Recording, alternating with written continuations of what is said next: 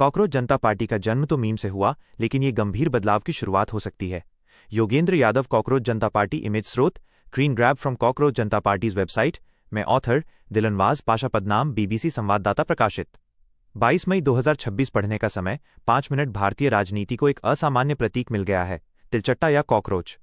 पिछले हफ्ते भारत के मुख्य न्यायाधीश सूर्यकांत की टिप्पणियों के बाद कॉकरोच अचानक सुर्खियों में आ गया। एक सुनवाई के दौरान उन्होंने कथित तौर पर बेरोजगार युवाओं जो पत्रकारिता और एक्टिविज्म की ओर बढ़ रहे हैं की तुलना तिलचट्टों और परजीवियों से की।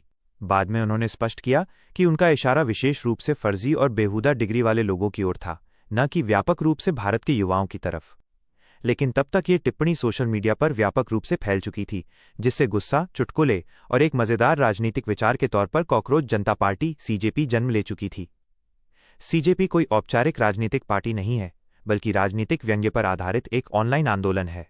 इसकी सदस्यता शर्तों में बेरोजगार होना, आलसी होना, हमेशा ऑनलाइन रहना और पेशेवर तरीके से भड़ास निकालने की क्षमता होना शामिल है। बीबीसी हिंदी के व्हाट्सएप चैनल से जुड़ने के लिए यहां क्लिक करें। विज्ञापन। माफी चाहते हैं, हम इस स्टोरी का कुछ हिस्सा लाइटवेट मोबाइल पेज पर नहीं दिखा सकते। आप अगर पूरी स्टोरी देखना चाहते हैं तो हमारे फुल वर्जन पे जाएं। 5 दिन में इंस्टाग्राम पर इसके 1.7 करोड़ से ज्यादा फॉलोअर हो चुके हैं।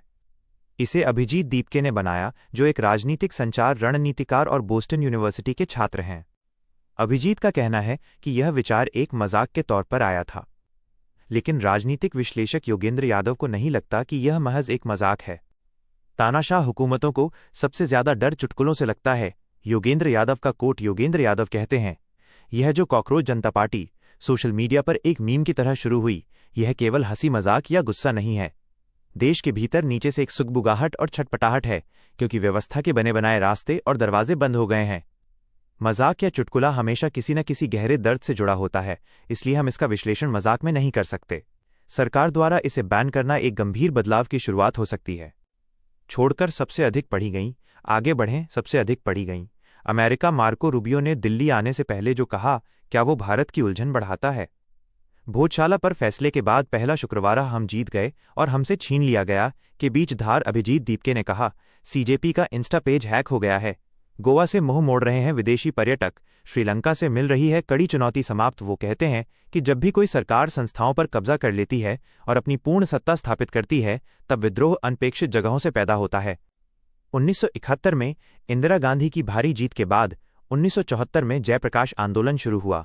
1980 में राजीव गांधी की भारी मेजॉरिटी के बाद 1983 में असम आंदोलन उठा। 2009 की जीत के बाद 2011 में अन्ना आंदोलन और 2019 के 2 साल बाद किसान आंदोलन शुरू हुआ। जब व्यवस्था के रास्ते बंद होते हैं तो जनता कोई न कोई नया रास्ता ढूंढ ही लेती है।